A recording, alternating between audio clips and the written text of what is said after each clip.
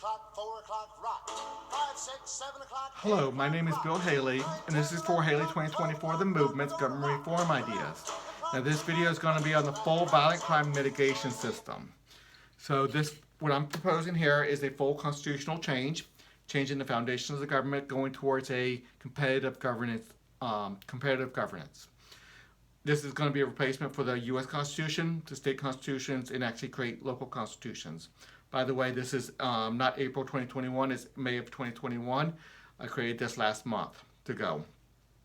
Anyway, what we have going here is about 30 or 40 videos over the course from February, I'll probably end in June, of explaining the new constitution I'm proposing a new constitution, Article 5 provisions, Convention of the State, if you will, and to get a new constitution. I want a lot less governance in our lives, but I want to go to competitive governance. So if you want more governance, you can have it, but if people who want less governance, they can have less governance. You will get governed by the organization that you want to be governed by. Your neighbor gets governed by the organization they want to get governed by. So this full constitution is going to take almost everything into the full free enterprise system. But we have some significant representative control, accountability control. So everybody's represented by a representative body, actually a lot more representative bodies than they currently are, where you actually get a representative. Like right now, most people don't get represented from their views, from their opinions, and their interest. Their candidate doesn't win and the like. Here, you select what candidate you want, and they win. They have power. As long as you can get 5% of the population joining you, you have representation. And then you get governed by your representation. So almost everything goes to the free enterprise. A lot of military goes to the free enterprise. Everything in the violent crime mitigation system, almost all that goes to free enterprise, with a lot more accountability, a lot more representative control. So not so much control, representative oversight and making sure things don't go out of control. So let's go through the system and we'll go from there. First thing you guys to understand is we separate all government power into 30 sectors. All 30 sectors, we'll go through them in a second, but we have 5 in the charity system, 5 in the foreign protection system, 5 in the violent crime mitigation system. That's what we're going over today. Then 15 others. No one person could be in more than one sector. Top level elected leaders per sector. So nobody is the president or governor or mayor of more than one sector at a time. Everyone gets their own mayor, own governor, own president. Every sector does. We still have local, federal, and state levels of government. So we have a lot more governance bodies, but you pick the one that you want. Your neighbor picks the ones they want. Highly important to understand that. So the reason I say is going to the free enterprise system is because these are more free enterprise because they only represent their members. It's not so much monopolized governance anymore. You still have to respect civil liberties, and we'll get into that. Now this video is going to be quite long because I have 100 slides. It's over the whole thing, but I'm going to try to truncate a lot of the slides and just give you an overview of it. I'm going to come back and do every sector, all 5 sectors separately, and we will talk about that on a separate video. So this one I'm going to try to go through rapidly, but still going to be long because I have about 100 slides to go through. So within each sector, you get to pick which governing agency you want. They're called competitive regulatory agencies, CRAs. They govern, they regulate, and they send representatives up to the monopolized representative body. Highly important to understand that. And these are full governmental systems. So when I say you get governed by the governing agency you want to be governed by, they have executive, legislative, and judicial powers, all 3 branches. On the other side over here, it gives high quality information from a wide variety of perspectives and can put rating floors down so things don't go up to the only when there's high negative externalities. So we do not have issues with too much going up to the monopolized sector board level. That will keep most things at the CRA level. And that's what this whole thing is for, to create the CRA structure. 90% of what we're doing here is the CRAs. Everything else is the support for the CRAs. Okay, the Constitution, we have, of Clause 1, citizenship, then general laws. Bylaws is internal governments of any of the organizations within the system. Federal, state, and local, how that's split up.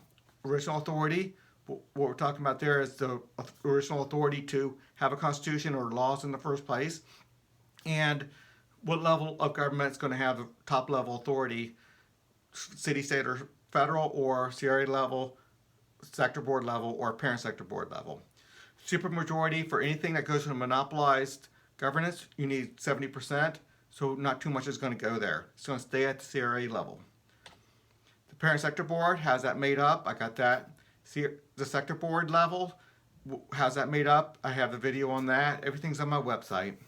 Competitive regulatory agencies, that's what this base is. That's what this whole thing is, and everything else is made to support it.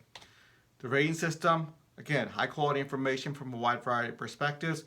You have to select which rating agency, and that's going to give your rating agency that power. So rating agencies come with a philosophy of how to rate, how to inform. Taxation, how do we pay for everything? It's going to be mostly CRA fees from the CRAs that you select. But there are some sales taxes to pay for the military and the like. Debt, how we deal with the debt from the current system to the now.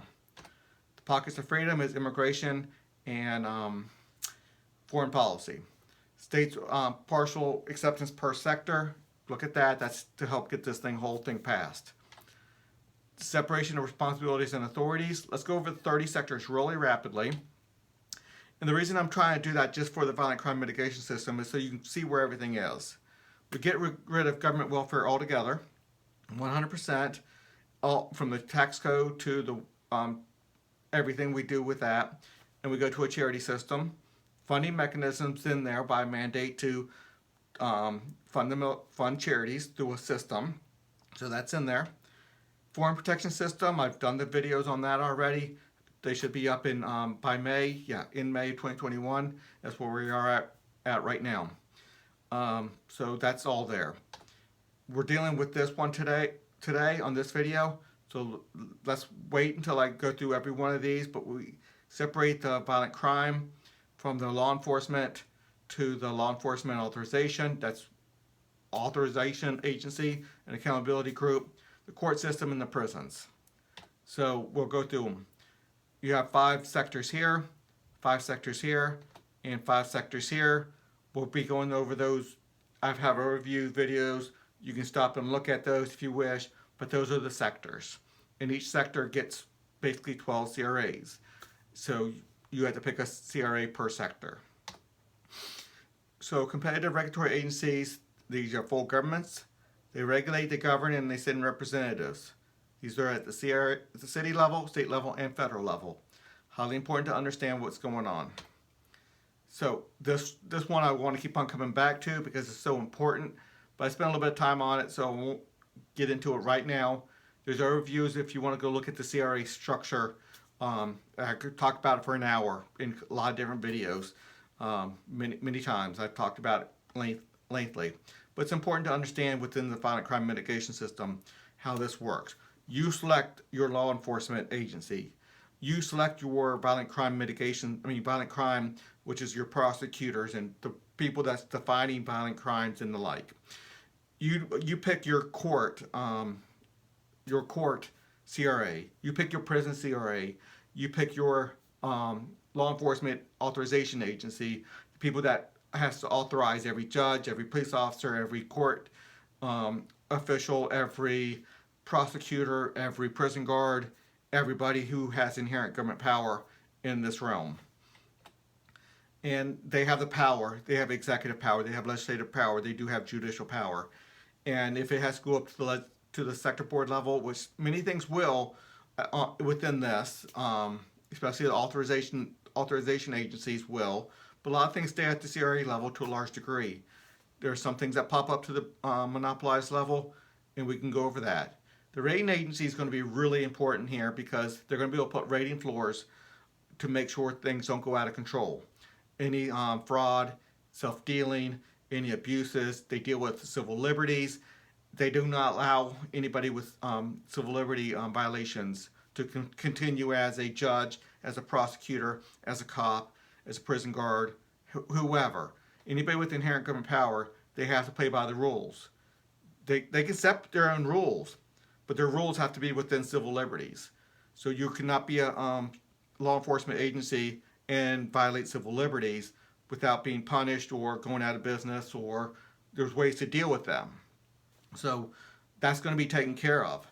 So just because we say free enterprise law enforcement does not mean it's a free for all. If we say free enterprise courts, that can be a lot of really good things.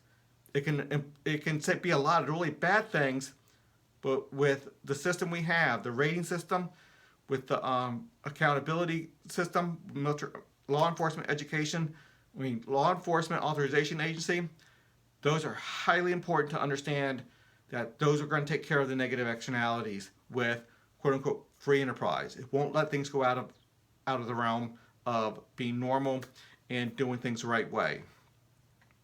Okay, let's go over the violent crime mitigation system. So violent crime is defining violent crime, but that's also going to be your prosecutor and a little bit of your defense attorney and the like. So let's go over this. Maybe not defense attorney. I'm not sure about that one.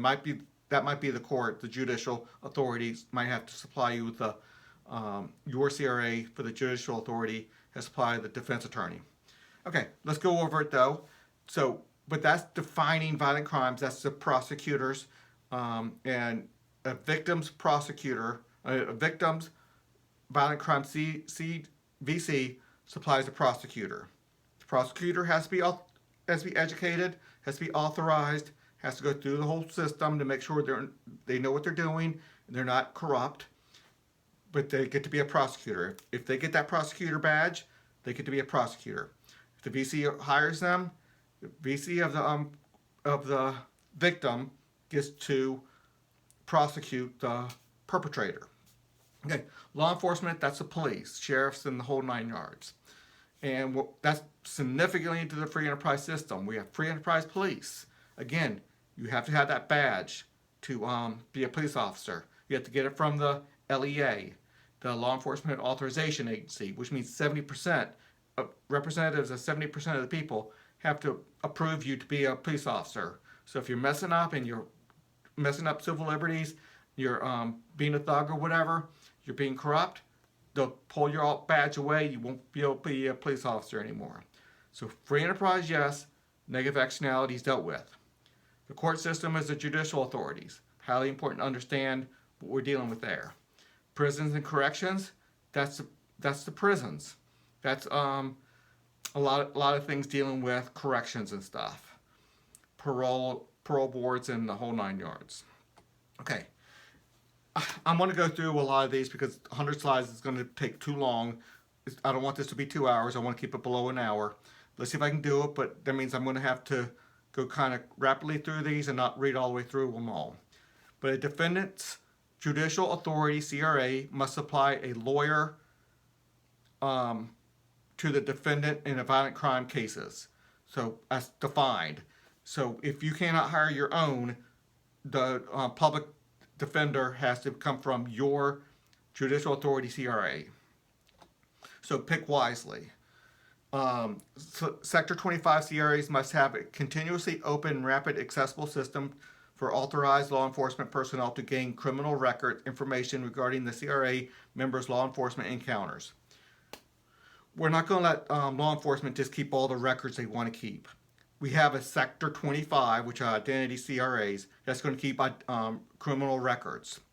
And police are going to have a very open system for the police officers to go in and look up the information from a victim's CRA, or the perpetrator CRA. If they're investigating somebody, they have to prove step by step that the defendant or the perpetrator that they're looking into has done certain things. If they cannot meet certain thresholds, they cannot look further into the records. But if they can prove every threshold, yes, I saw that person weaving on the roads. I saw the person commit a crime. I saw this person do this. They have to swear to it. There's there's a lot of systems around here. You cannot lie in the whole 9 yards. If you lie, you start losing your badge. You lose the ability to go into the system. You lose your power. We deal with fraud.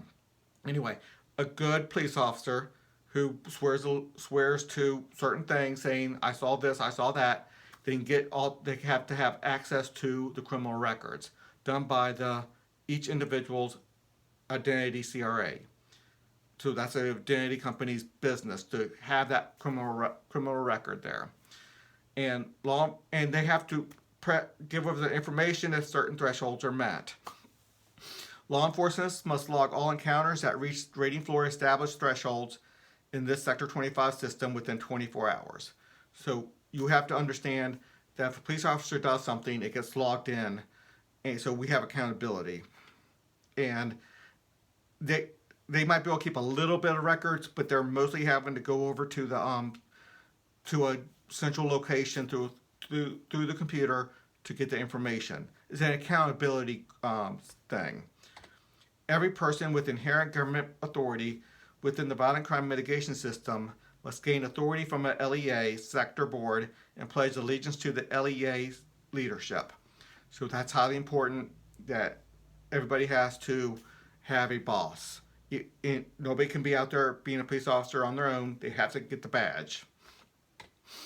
Every sector board must develop a process regarding an arrest through the end of trial that respects civil liberties within this amendment or properly pass civil liberty rating floors. Highly important that they have to respect civil liberties. They have to go through a process. This process is going to be out there. It's going to be created by, I forget which agency is going to create this right now. It's within the amendment. I forget what sector has to do that. But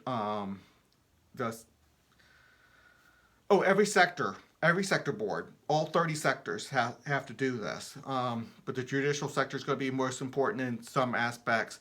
The violent crime mitigation system for violent crimes. So let's keep on going. Okay, this is going to be too long to read. You can read it online if you wish, but there's a system of accountabilities when somebody gets arrested to going through the court process. There's some requirements there. I got quite lengthy there because I want to make sure things are done right, civil liberties are respected. So you can look at that, but I just can't read it because it's not going to be understandable being read to you at this point unless you realize what we're reading on every single clause. I have a lot of semicolons in here, so read that. But dealing basically with this one right here, we have a process regarding arrest through the end of trial. So that's what that was a little bit. And we can change this around. I'm up for suggestions. I thought about each clause significantly, many hours of thought per each clause. So I thought about this, but I don't have experience in this. So I want to get people with experience in with this to understand what's going on. The actual trial is separate from the preceding arrest through into process trial. Through the trial process. So there's two different systems. One is accountability, one's the trial, one's making sure things aren't going outside the norms. Current government infrastructure and assets will transition to the free enterprise system.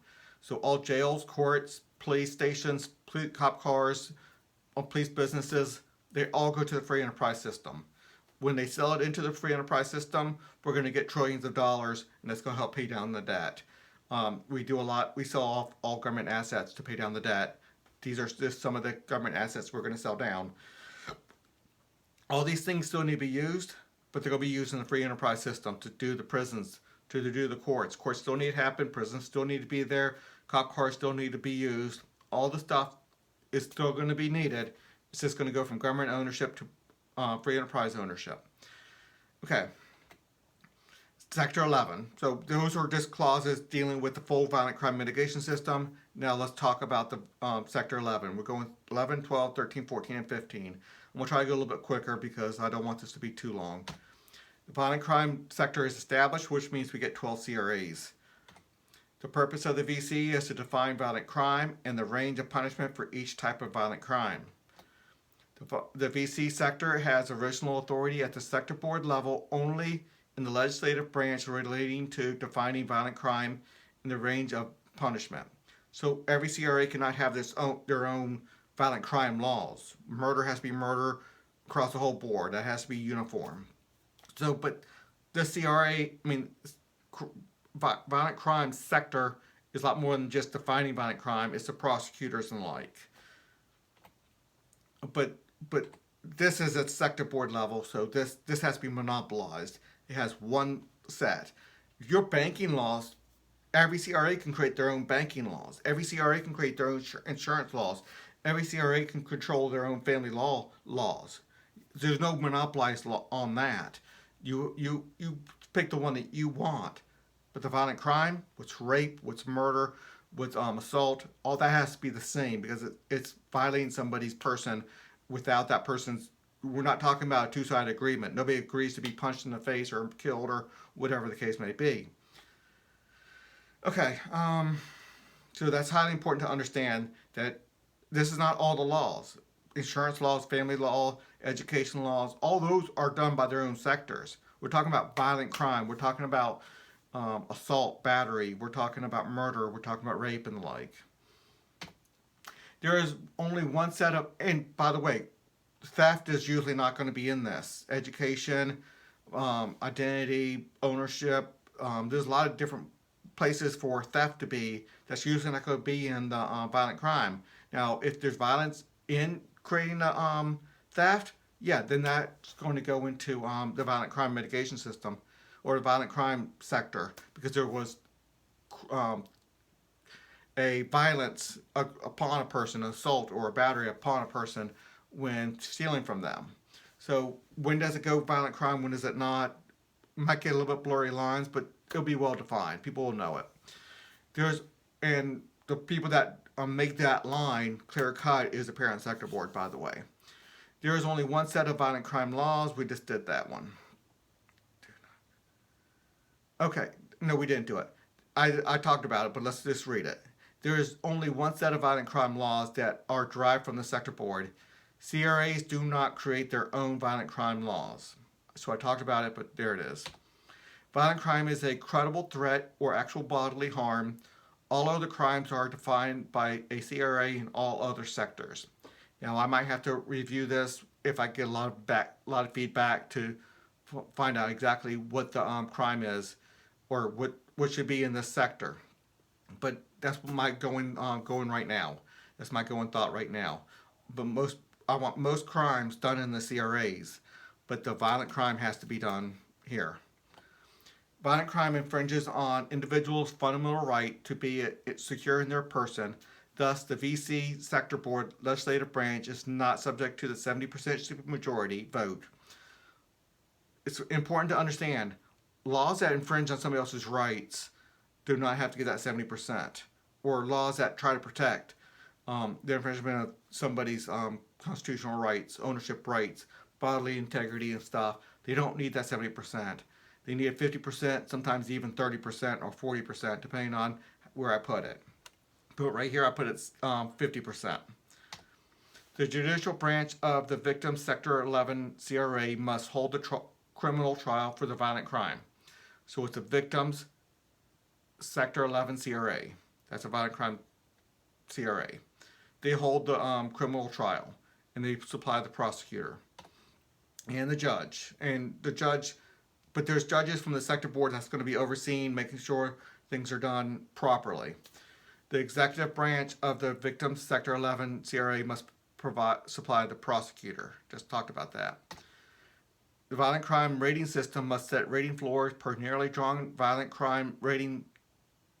I'm going to say it again. I'm sorry. The violent crime rating system must set rating floors per nearly drawn violent crime rate category. Violent crime rate category. The VC sector board must strengthen the laws and increase the punishment range if the rating floors is exceeded. So, the rating system is going to be important here.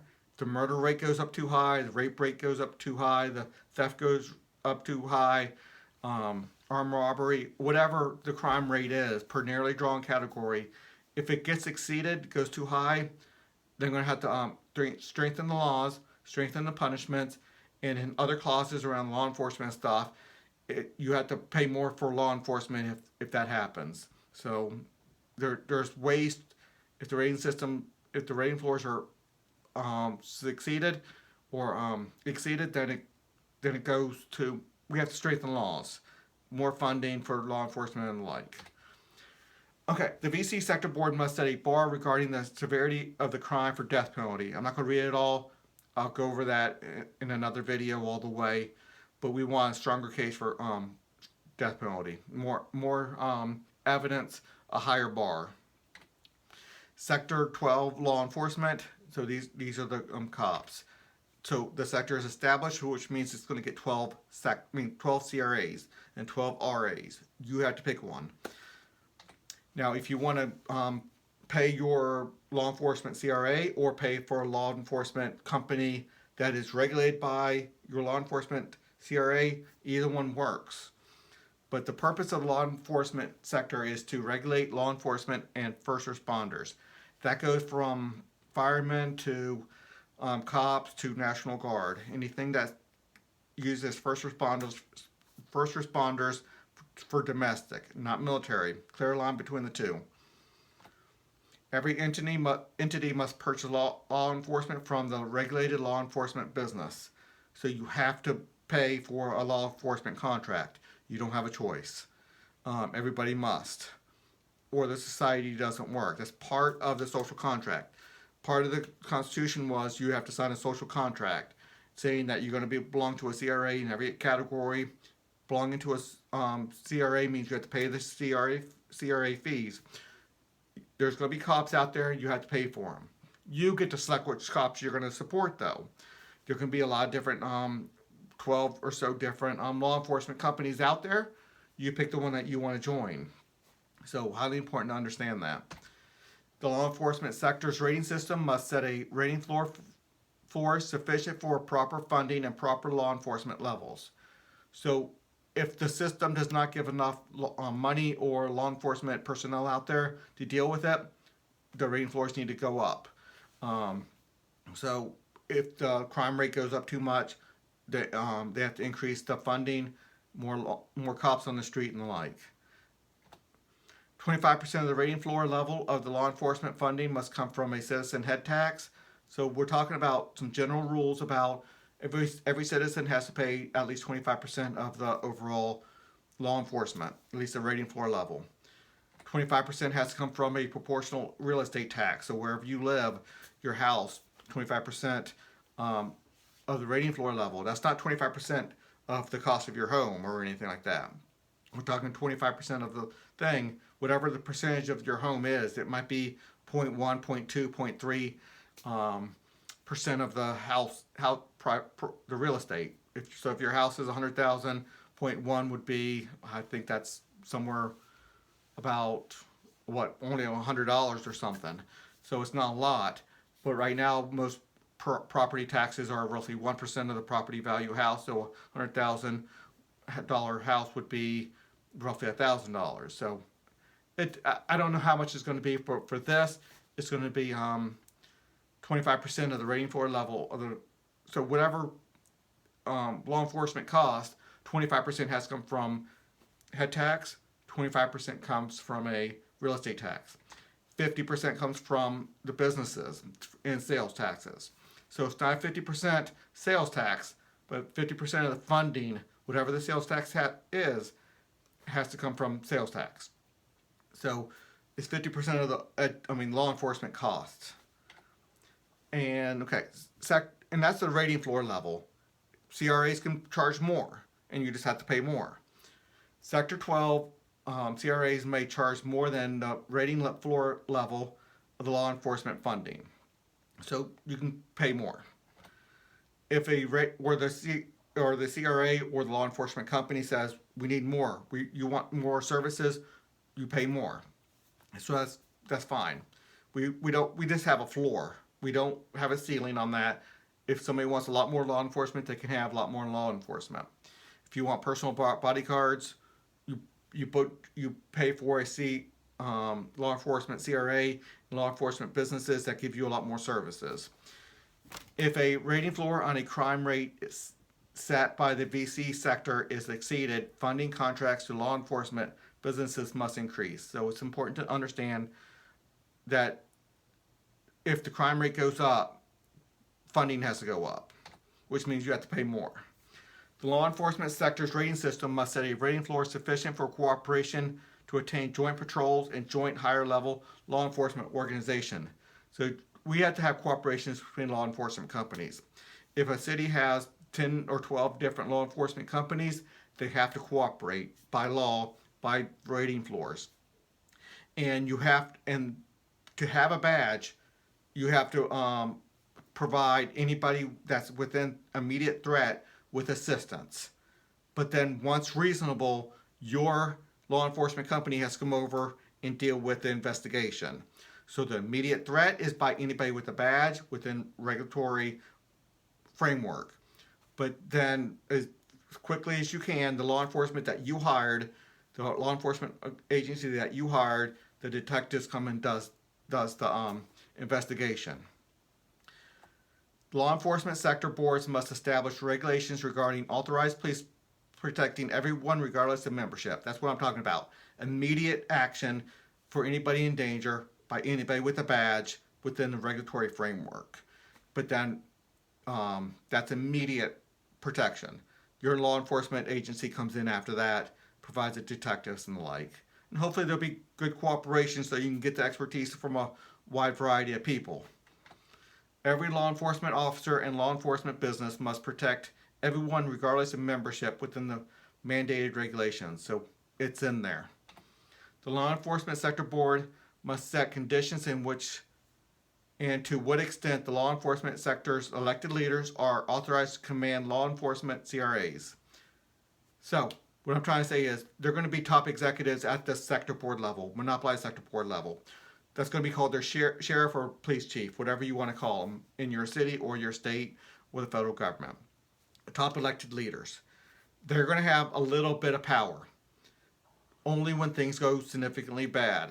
So we don't want those people managing any more than 10%, but when things go bad, we want somebody to do a monopolized control over everybody. Hopefully that's not going to happen. The cooperation that's mandated through the rating floors are going to handle most of it. So if you don't want to be controlled by the monopolized sheriff or police chief, you're going to have to cooperate properly with each other. The law enforcement cooperate with each other.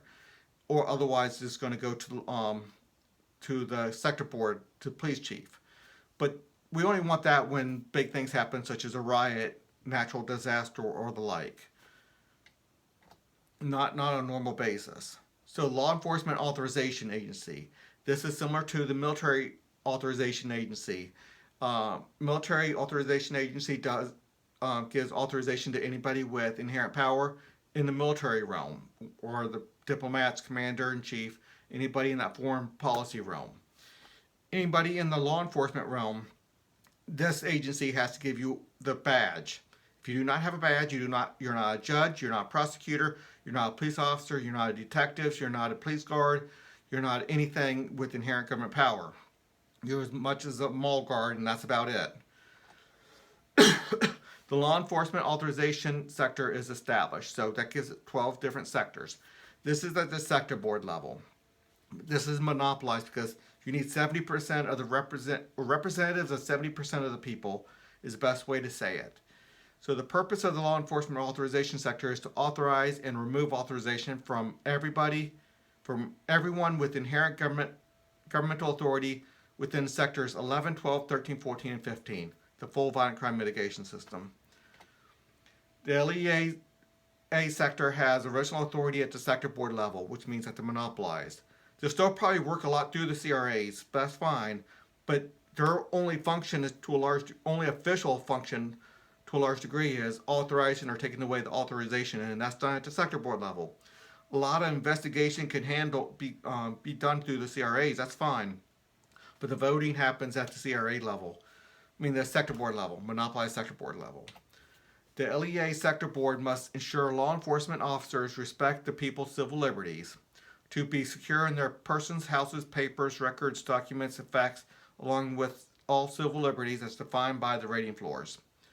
We have a full system of a civil liberty rating floors, whole system of protections for the people that are going to be really strong. I'm gonna stop here on that right now. I'm gonna have a full video on that because it's highly important.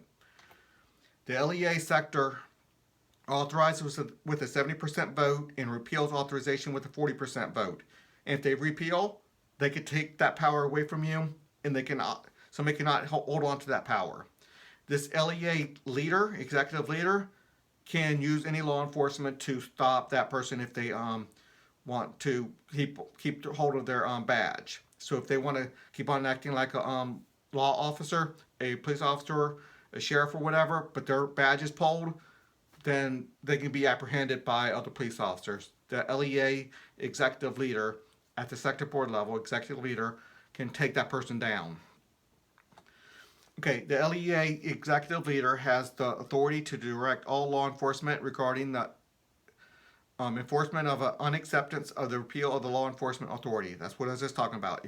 If your badge gets pulled and somebody doesn't want to give it up, everybody swears allegiance to the LEA executive leader, and that executive leader that's like the main police chief for the LEA at least.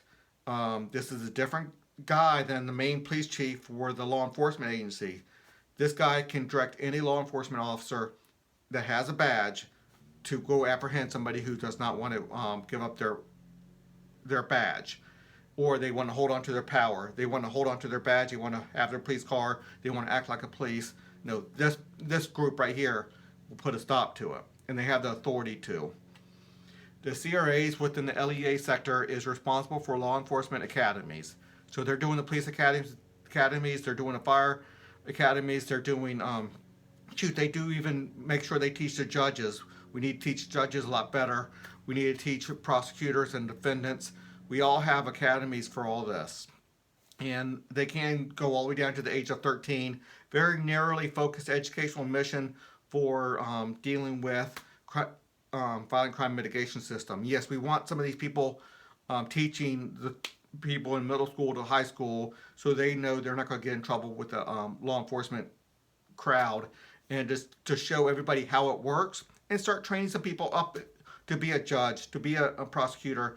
At least, maybe if it's not their profession, at least they're going to know the basics around it so they know how to interact in society and what everybody's authority is. So that's what their educational mission. They can't just sit there and teach English and math and all that stuff. That's not they have to teach it pertinent to their mission. A 70% vote of the Sector 13 Sector Board is required to restrict weapons based on negative externalities. This is my Second Amendment. It's much stronger than the Second Amendment. I'm going to stop here because I'm going to explain it a lot longer in another video. But this is very strong Second Amendment. And you have to look at some rating systems I have out there. I have a few clauses dealing with this. So I'm going to stop here, but I'm going to be very strong on the Second Amendment type language. The freedom to bear arms and protect yourself. So I'll stop. If you want to pause and read it, you can. But I have other clauses in there that's going to be relevant. That's going to even make this a little bit stronger. So the court system. So we've done 3 out of the 5 clauses. Let's do the 4th out of the 5th clause. Okay. The judicial authority sector is established. So that means we have 12 court CRAs. So every CRA is going to create courts. And the court is going to do the trials. And your one's going to be the prosecutor is going to come from the VC sector. VC sector, from your VC. Your VC sector. They're going to have to hire a court to do it, and it's going to be an affiliated court. And the purpose of the judicial authority sector is to provide high quality court systems for America. All cases under a sector's jurisdiction, that should be a capital S, by the way. Sectors are always capitalized here. All cases fall under a sector's jurisdiction as described in their sector's purpose and mission statement.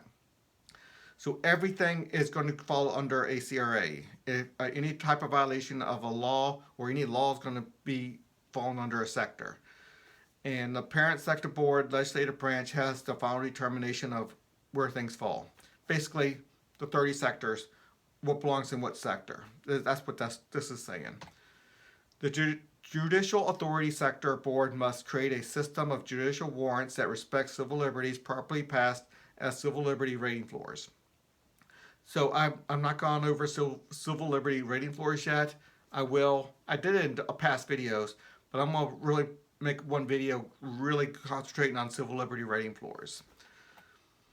But we're respecting those. We have to. Law enforcement has to. A court has to. A prison guards have to, and all that. Every contract or transaction must occur under the jurisdiction of a specific CRA. So not just under a sector, but under a CRA within a sector. A CRA's judicial branch addresses disputes.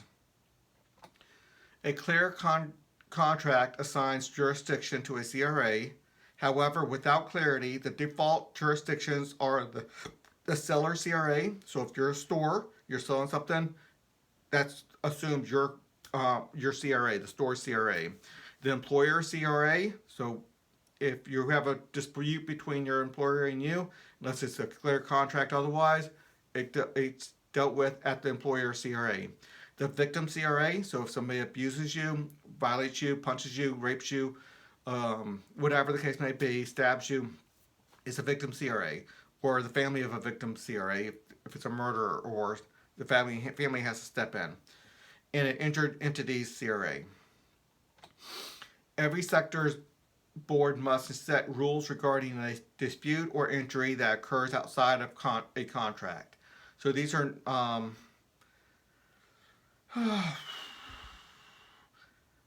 I'm not going to get into this right now. It's going to take too long to explain. However, the default jurisdiction is injured party CRA. So if something happens, you run into somebody's car, that's not part of a transaction. You never had an agreement to run into somebody's car. It was an accident. Or reckless endangerment, or whatever the case may be. But that's not an agreement between the two. So there has to be clear rules of what CRA is going to take over on that. And usually going to be the injured party CRA. The judicial branch of the victim's relevant sector CRA must hold the trial for disputes.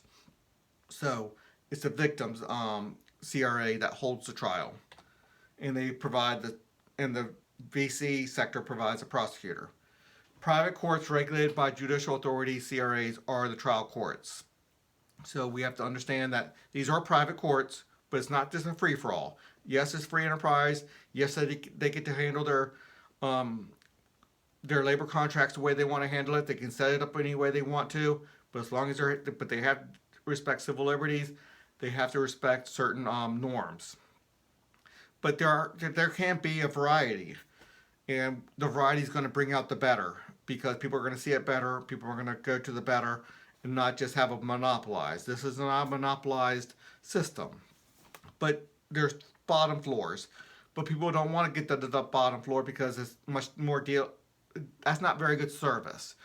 The courts might have some courts going to have better services, still respecting civil liberties. We don't want bottom of the barrel, but that's why we do a rating floor. But people are going to pay more for better services for courts. Cases spanning more than one CRA, and when there's competition for courts and for membership for CRAs, that's going to be a competition to get better. That's definitely not a competition to get worse. Cases spanning more than one CRA, more than one sector, more than one level of the CRA structure, and more than one governmental level may hire one private court to litigate the entire case. So there's going to be cases that deal with environment, with property rights, with land, with labor disputes. There's going to be cases that are very complicated. It's going to span more than one sector. It's going to span more than one CRA. It's going to span more than one person. It's going to span federal, state, and local. It's going to span more than different things. When that happens, you can have one court try to deal with the whole thing. And the better judges and the better courts are going to be able to handle that. When we handle it now through our system, we just don't have it separated. So we don't have to have 15, 20 different court cases going on and spending just a lot of money just to waste it going out the door. One court can handle it. One judge, one court can handle it. The rating system of every sector must set rating floors regarding cooperation on judicial proceedings among multiple CRAs, sector CRA levels, and CRA structures. Basically, going back to that last slide as well, but this is saying that there's a rating floor for cooperation. They have to cooperate. You can't just say, oh, you can't have my case. I'm only 5% of it. 95% is strong somewhere else in the let's say land or whatever, but it has 5% dealing with environmental. That 5% can't just hold everything up and not let the 95% go. They have to have good cooperation. They can make their rulings for their environmental stuff separate, but they have to do cooperation and flow properly, timely, and the like. The sector board's judicial branch of every sector must establish the first appellate court. So we do have appellate courts within the system. The judicial authority sector board executive branch establishes the top appellate court. So we have two levels of appellate court. The judicial authority's rating system will have an appellate court strictly dealing with corruption. So if there's corruption, you can appeal to another court, and that can give a ruling on that corruption, and that can go back to the original court and deal with whatever happened from that corruption. But the rating system deals with corruption, so it has a separate court dealing with corruption.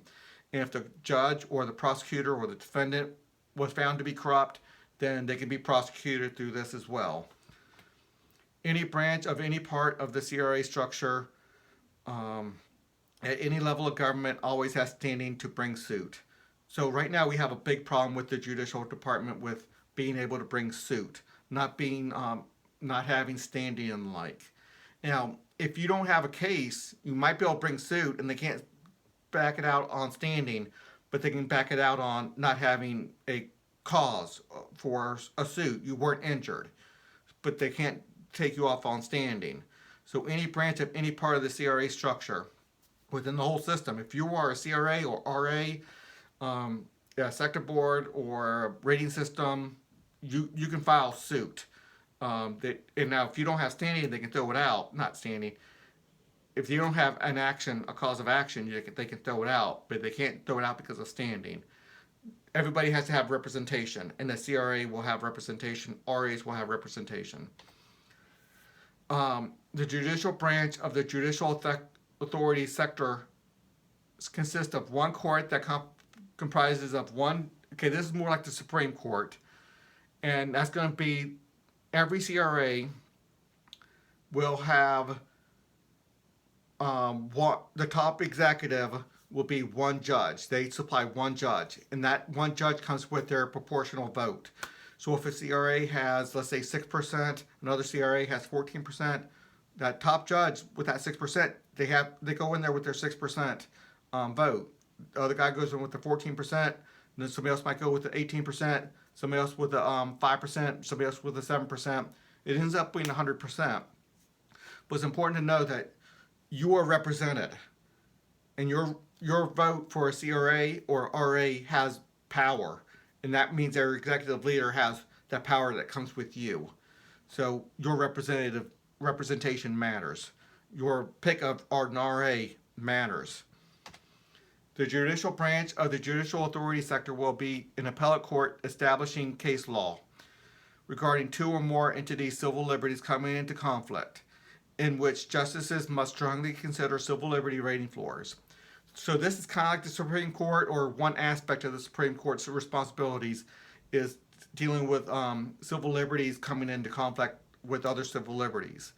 So I'm not going to get into the different descriptions of what that might be right now, but the Second Amendment versus the First Amendment versus the Fourth Amendment, their rights, sometimes protecting one, can come into conflict with somebody else's rights. Somebody's right to life versus somebody else's right to have hold a gun. Sometimes you see how that can come into conflict. But we have an entity, this representative body here can set the case law. 30% of the judicial authority sector's judicial branch may force a vote or decision within 30 days of a specific, well-defined, and narrow question to any group within the CRA structure authorized in this amendment to vote or decide. Sometimes a decision needs to be made and it's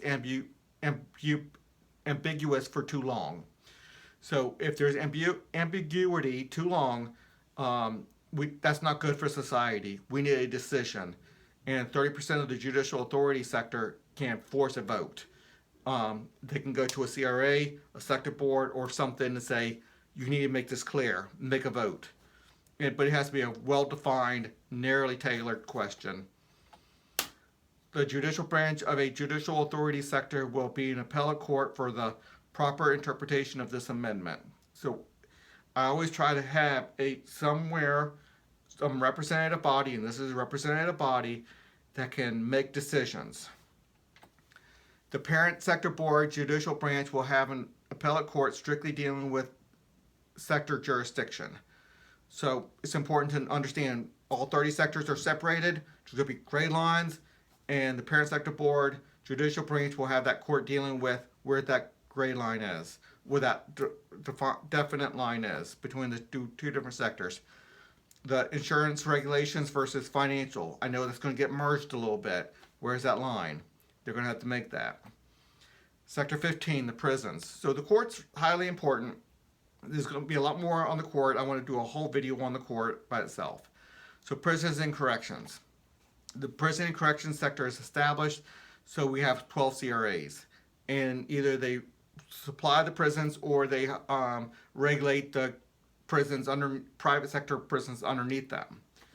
And the whole system is to make those prison systems work well for society, for the prisoners, for reparations and the like. The purpose of the prisons and corrections sector is to provide prisons and corrections to people lawfully convicted of crimes and sentenced. Government prisons and corrections infrastructure will transition to the free enterprise system, so all prisons get sold to the free enterprise system. They still need to be used. It's going to change ownership from government to private prison companies, and these private prison companies are going to have a lot of incentives to do a really good job, and I'll describe what a really good job is in a second. CRAs of the sector fund CRAs of all sectors fund prisons resulting from those convicted through its CRA's judicial system. So if somebody comes in from insurance fraud, well, the insurance CRAs have to pay for the cost of the prisons. And family law or whoever, those people have to pay for. If it's not violent crime, then the CRAs have to pay for it. So let's continue going. Sector 15 CRAs may only imprison people that were properly convicted and sentenced by Sector 14. Judicial branch and every part of the CRA structure are considered part of Sector 14, the judicial sector. So it's highly important that nobody can be in prison unless they are properly convicted by another sector. This is checks and balances. The sector and by the way, Sector 14, the court system is going to be able to keep tabs on them, make sure they're not being abused, make sure they're going to get out at the right time and stuff. There's a lot of checks and balances within the system. Sector 15, and there's other organizations, the identity sector is going to make sure as well. Each individual will pick their CRA, identity CRA in business, and they're going to make sure they are covered and they are protected. The Sector 15 rating system must set a rating floor sufficient for proper funding levels. They have to fund the prisons sufficiently. Let's talk about funding the prisons in a minute, maybe in a slide or two. Prisons and correction businesses require labor hours of people convicted in their custody, so you can work the people. And it's good for the people. We don't want them sitting around, but we want them hopefully gaining a skill that they can have in the outside world.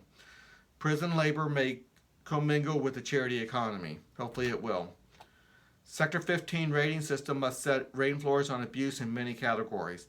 That's going to be a normal rating system thing. So this clause will probably go, but that's still in there because it's a repetitive clause. There's going to be abuse will be covered within the rating system always. Every Sector 15 CRA must proportionally take custody of people properly convicted of Sector 11 crimes, violent crimes. where the term proportionally must consider many factors of expenses as determined by the sector board. So if a Sector 15 CRA has 6% of the citizens as members and funding them, they have to take 6% of the prisoners. If they have 14%, they take 14% of 14%. So everybody takes a percentage. And it's not. And if you get somebody who's 80 years old and very expensive to take care of, they can't work. They're a lot more expensive. Then that counts more than somebody who's 25 years old and can be productive and pay their way by working at a farm, working, doing whatever. 50% of the funding needed for violent crime prison terms must come from a citizen head tax paid to the citizen CRA in Sector 15. So we're doing at least 50% as a head tax, and 50% is going to come from businesses and organizations. But business and organizations are not going to fund their CRA directly. They're going to fund the sector board, and the sector board is going to use a Sector 15 rating system as a significant factor in funding prisons and corrections with the goal of improving ratings. So it's important. This is an incentive program to do a good job as a prison. Now, what's a good job? Ratings must include, in large part, restoration, which means if a crime was committed, can you repay the damage? So let's say you broke a window. Are you repaying for that window? Let's say you stabbed somebody. Are you paying for that medical care and that the therapy to get that person mentally well again? Compensation, again, that's part of restoration. Compensation, reparation. I'll put 3 words in there trying to say the same thing, but they mean a little bit differently. So ratings must include all those things. To the victims of the crime, as well as low recidivism rates. So they need to teach them not to do crime again. If they do crime again, they're not going to get very good ratings. So the people who have the best programs to lower down recidivism rates are going to get the best funding. And personal long-term prospering of the people convicted. Now, you might not think that this is important, but we want long-term prospering of the person who's convicted. Otherwise, they're going to try to reoffend. This will lower the recidivism rates. This means that they are going to be educating these people very long term.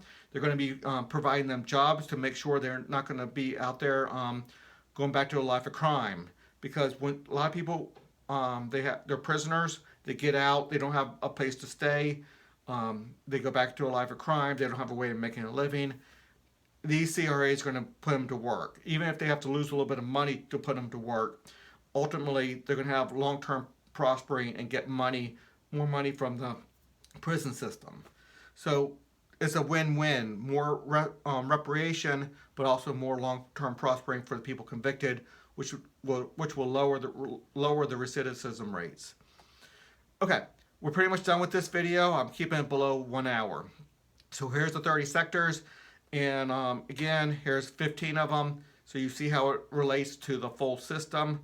And 15 more. And that's going to be important. Okay. It's always important to come back and stop at this video to say within each one of those sectors, you get to pick which CRA you want. The one that matches your philosophy. People who like the Heritage Foundation, or people who like the Brookings Institute, people who like the Republican Party or Democrat Party, they have different philosophies of how they want to be governed. You pick the one that you want. That deals with law enforcement, prisons, prosecutors, judges. It deals with all the things that we're talking about. Who should be authorized to have a badge and who should not be. Authorization to hold a badge means what level of education do you need? Can you do everything without a 4-year degree, or do you need a 4-year degree? What do you need? What type of training do you need? Okay, so it's easy to find everything on Haley2024.org.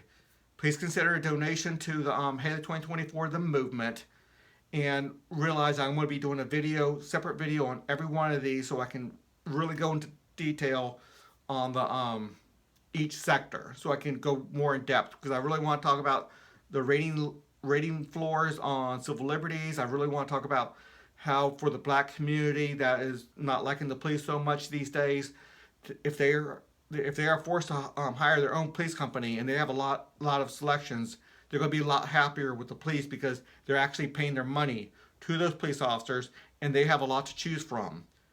So and they're voting within their community for their CRA leadership to monitor those police.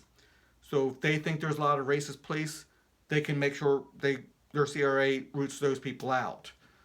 They get the police that they deserve, good and bad.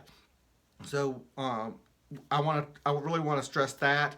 There's a lot more I want to stress in the whole system. But until the next video.